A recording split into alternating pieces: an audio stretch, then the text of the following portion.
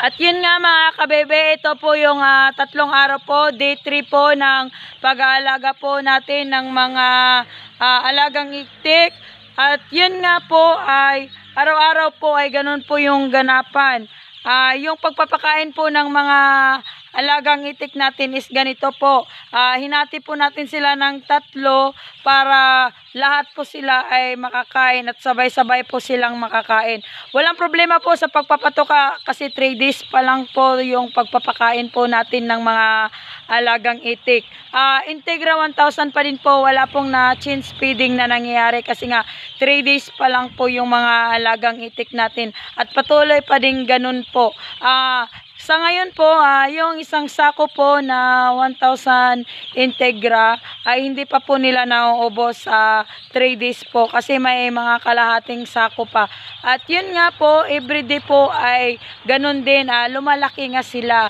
At din yun nga po mga kabebe, sa ganitong barong-barong mga kabebe, kasi nga gumagamit po tayo ng kuan ng palay, ganyan, uhot po.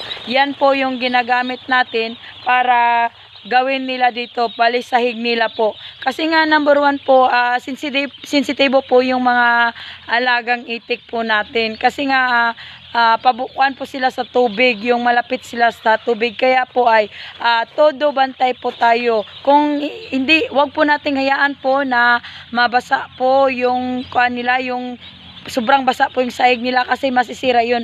Kasi nga madali lang po masusugatan po yung mga paa nila. At yung sekreto po, para naman po hindi na tipid oras po, hindi po kuan sa oras, complete po sa oras natin, ay ganito po yung mga trapal po ay tinanggal po natin. At para po yung init ay pupunta dito at yung at mainitan din po yung mga alagang itik natin. At sa pagpapakain naman po mga kabebe, hindi po kami yung may oras ng pagpapakain. Kung sa ngayon kasi 3 araw pa lang po sila, mas maganda po na papakainin natin sila ng papakainin para makabawi po sila at madali po silang makabawi at lumaki po at maging masigla. At yun nga mga kabebe, sa madaling araw ay pinapakain po namin sila alas 2 o alas 3 po ng madaling araw. Yun nga every tagagabi po ay linalagay po natin sila sa karton. Kasi nga hindi natin sila hayaan na matulog na ganito kasi nga maliliit pa po sila. Ang mangyayari po ay magpatong-patong sila at yun nga ay para iwas lagas po sa mga alagang itik, kaya ganun po dapat ang gawin natin. Isiparit po natin sila ng higaan, ilagay po natin sila sa karton mga kabebe. At yun nga, sa madaling araw po ay pag pinapakain na natin sila, kailangan na natin sila ilabas sa karton. At yun nga yung oras ng pagpapakain natin. At tapos po sa vitamins naman po, ay ngayong araw na to ay 2 balde po na tubig ang naiinom nila everyday. May vitamins na po yun na vitamins tas dextrose po. Yun nga mga kabebe, ganun din po yung paglalagyan po natin ng tubig nila is para makatipid tayo ay kawayan po. Kasi di na natin kailangan pag gumastos ng malaking pera para matustusan lang po yung pangailangan ng mga itik natin.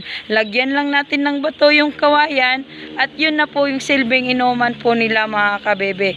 At yun nga mga kabebe, at ganito nga ang nangyari kasi nga mainit, tinanggal natin yung trapal para mainitan din yung mga alagang itik natin. At yun nga mga kabebe, ngayon kasi hapon-hapon na din, dapat ikulong na din, ibabalik natin yung trapal para na naman yung mga alagang itik natin hindi maamugan. Kasi nga po mga kabebe, kailangan po talaga na hindi maulanan itong mga alagang itik natin kasi nga sensitibo masado sila, magkakasipon sila at yun ay para maiwasan yung paglalagas nila mga kabebe, ay yun yung iwasan natin.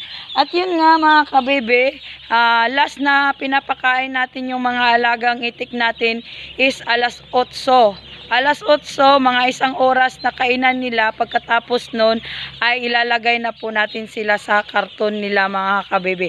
At yun nga sinasabi ko mga kabebe, sa madaling araw ay pinapakain pa din po natin yung mga alagang itik natin. Sa morning po pinapakain natin sila bago magtanghalian.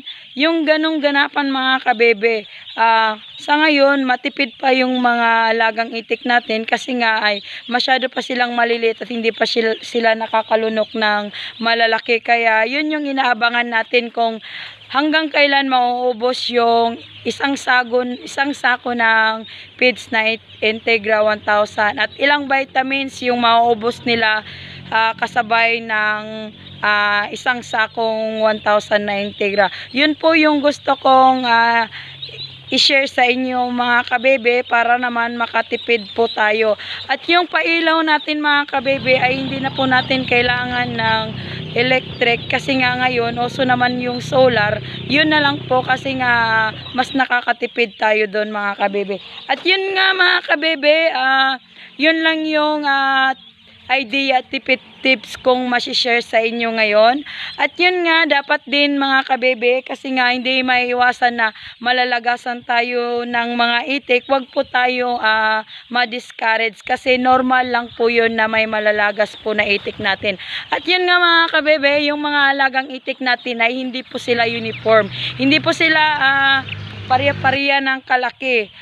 Para po sabay-sabay po silang lalaki, pipiliin na lang po natin yung maliliit, isisiparit po natin sila sa karton para makasabay po sila sa mga itik natin na medyo okay yung katawan. At yun lang mga kabebe yung isishare ko sa inyo. At yun nga mga kabebe, sana nga po ay may matutunan kayo kasi nga everyday tayong mag-update tungkol po sa mga alagang itik natin. At yun nga mga kabebe, sana nga may natutunan tayo. Thank you for watching. Ako nga pala yung Duck Girl ng Bukidnon.